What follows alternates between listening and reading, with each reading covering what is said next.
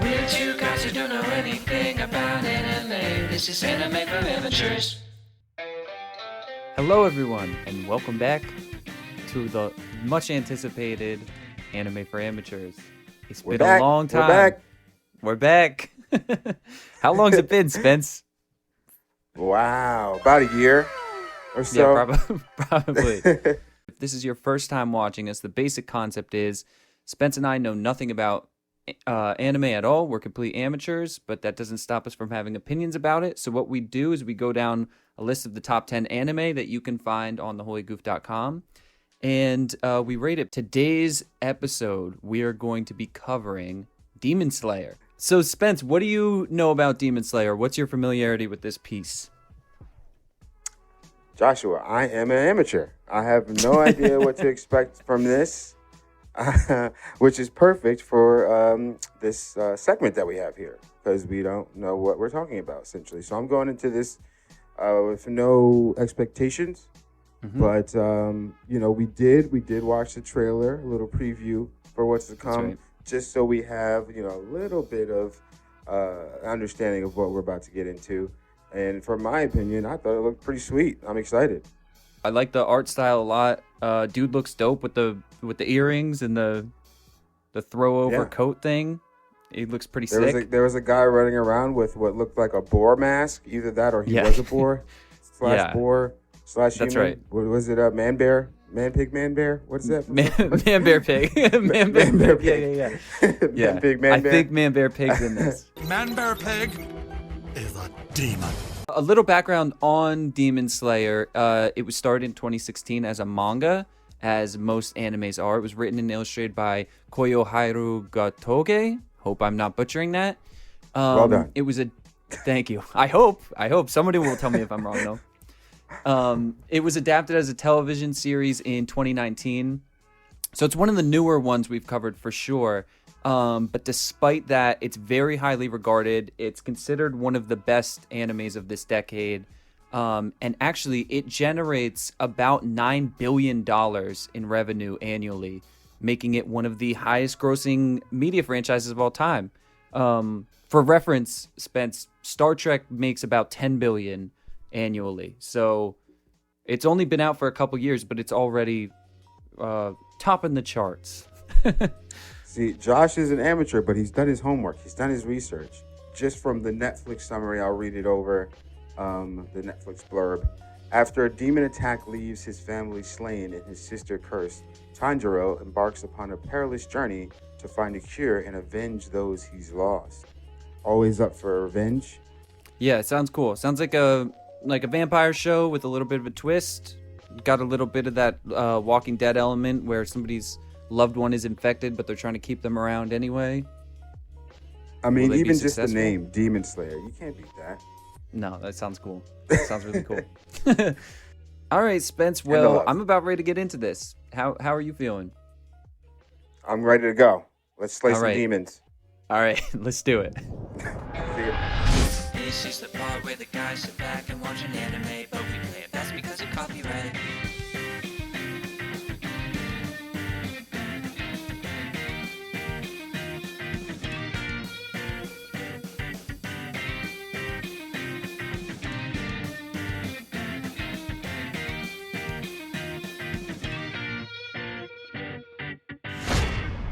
And we're back. Okay, so that was Demon Slayer. We just watched episode 1 of Demon Slayer. That was brutal. That was... It was. It really was. I'm going to say right off the bat, this is definitely the darkest anime we've seen so far, just based off that first episode. Let's go ahead and start the rating system so we can kind of break apart the episode a little bit. And if you've never seen an episode, what we do is... we rate it out of 5 for animation, characters, plot, and watchability. We total those all up, average out Spencer and I's scores, and then give it a score out of 20. So far, our top 2 ranking animes we've seen have been Hunter x Hunter, which is our number 1 at 16 out of 20. And what was the second one? One Piece Man? One Punch Man. Oh, what? One Piece Man. Yeah. One Punch Man, that's right, 15.5. I'm still watching Hunter x Hunter, so that's still my favorite. Yeah, that's a great one. let's get into animation. Spence, what were your initial impressions of the animation? I love the animation. You can tell based on what you said when we introed that it's a newer anime based on the style of animation that we just saw. It's not dated. It's very clean. Of course, I loved all the scenery. Perfect to just juxtapose pure white snow and blood. You love to see it. Yeah, you get the constant snowflakes coming down.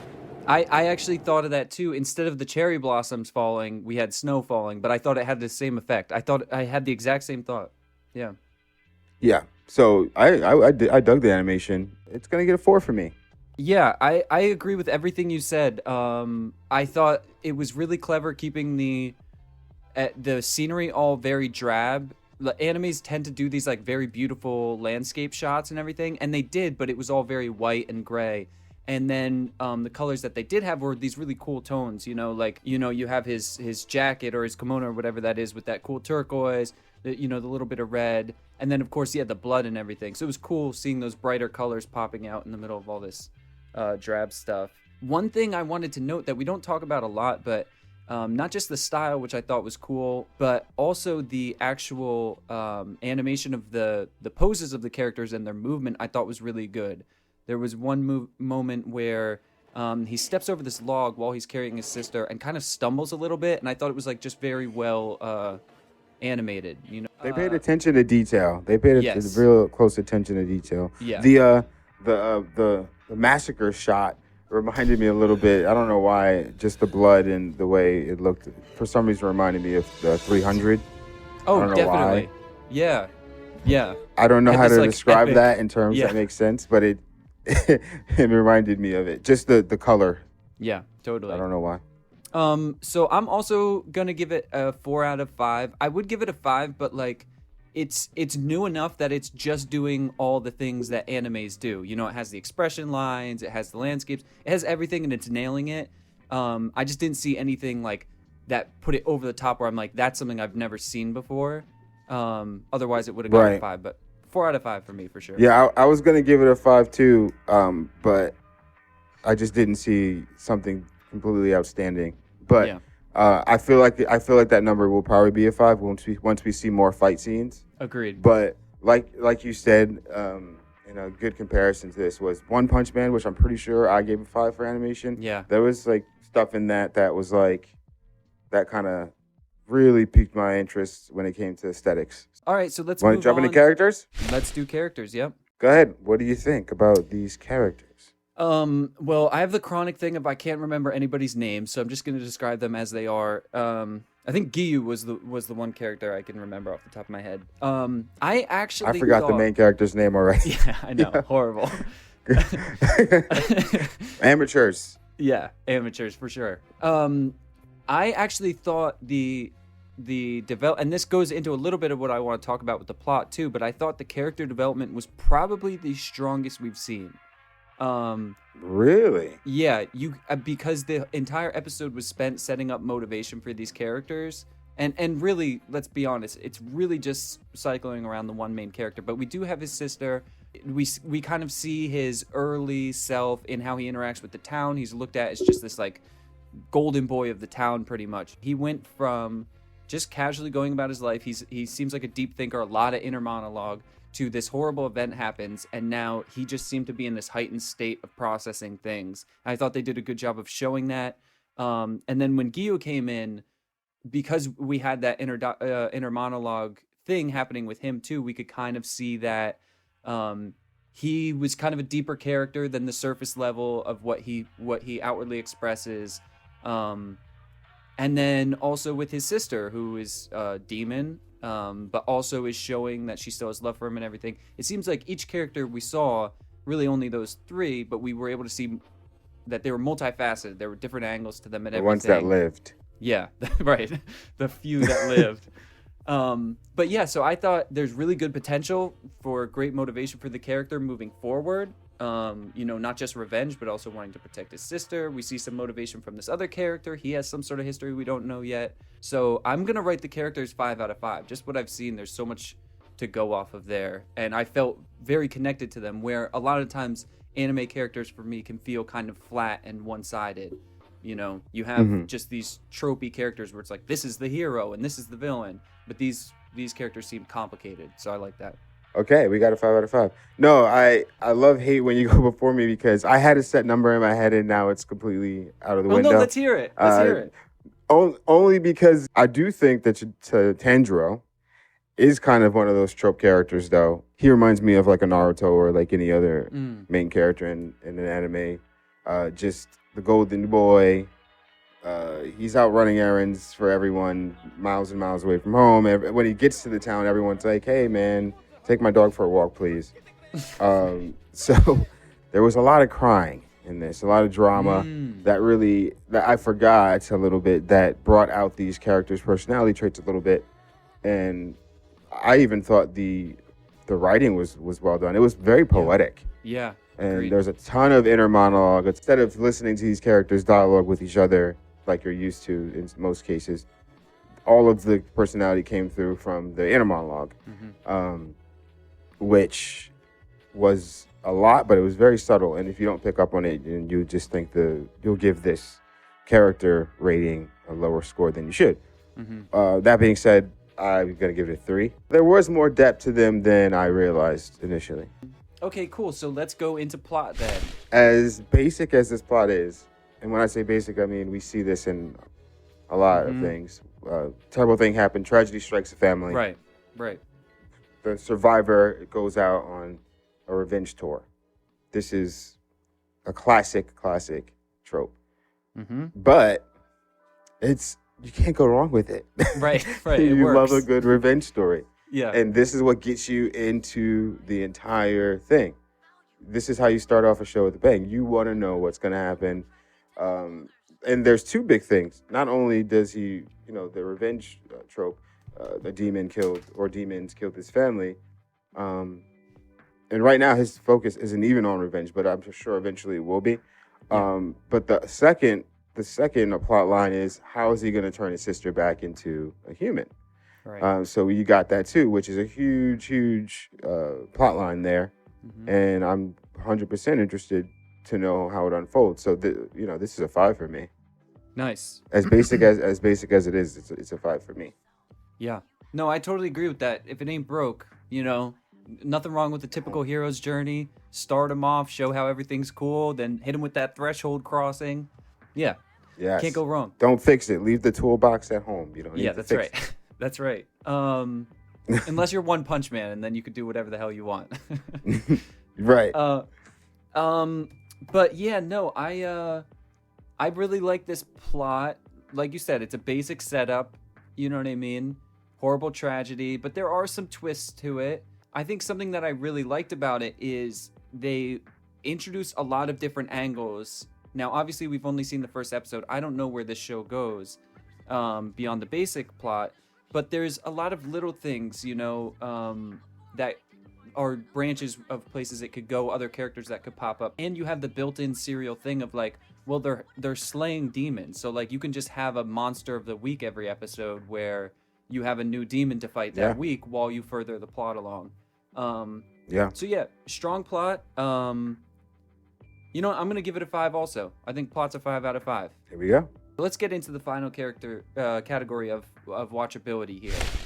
And let me just jump in by saying I definitely would rewatch this because they do some fun things that I want to see happen more. Spence, you described it while we were watching it as like a Sherlock Holmes thing, where the characters are kind of doing that thing that they did in the Robert Downey Jr. Sherlock Holmes movies, where they pick fights apart as they're happening in real time. I could watch characters do that all day. That's really fun to just keep like dissecting things as they're happening around you. I think it benefits from being such a new anime because it's just really cleaned up a lot of the excess stuff that kind of bogs down anime from what I've seen so far. There's nothing about it explicitly like One Punch Man where I'm like, I just need more of that immediately. But I would definitely watch it again. So I'll give it a 4 out of 5 for watchability. Yeah, they didn't dwell too long on certain things where some shows they tend to do that. This one, it really cut right to the chase, and then they left us hanging because you want to see exactly the scene, what the demon looked like, what did he do when it came to attack the family, you know, what happened, what went down. So you're waiting to see that eventually, and I doubt that even comes up in the next episode. Maybe they wait to the very end of the season or something. But you always love the character who you know is going to be a badass, so you're just waiting for him to develop his skills. He's going to be a demon slayer. We already got a preview of his skills. He can smell crime. He can throw rocks. And he has a hatchet. You can tell that he's going to have some skill in the future. For me, I'm going to give it a 5 because I want to see more. Nice. I'm into it. All right. Well, 5. Spence, I've crunched the numbers. I've totaled them up. And Demon Slayer is in our new number 1 spot at 17.5 out of 20. So it beat out Hunter x Hunter, beat out One Punch Man. Finally. Hunter x Hunter was in the lead from episode 1, right? Yeah, from the jump. From first episode, this is better than Hunter x Hunter first episode. Agreed. We'll see if it's better in general. Yeah, I think the darker tone of it, you know, this feels like this. I felt like I just watched the Batman origin, you know, where with Bruce Wayne's parents being killed in the back alley. Like I'm in. I'm like, all right, where's this character going? This is a man's show. Yeah, yeah, that's right. Show. Yeah, that's right. This is anime for grown men right here. All right, well there we go. Demon Slayer, new number 1 spot. Demon Slayer is the anime to beat based off of us knowing nothing about anime and watching one single episode of it. So it's pretty much solid. Again, feel free to yell at us in the comments. Yeah. Don't forget to like, comment, subscribe, hit the notification bell so you can get notified when we post videos. We post a lot of videos. Brett's always doing Brett's Flicks, his movie reviews, his fast forwards. Go to holygoof.com for all our listicles and articles. You know, we try to keep the content pumping. Our next episode, Spence, we will be watching Fairy Tail. So join us for that. On Heard good things. Yeah, me too. So join us next episode. This has been Anime for Amateurs. Take care. See you next time. Are you ready?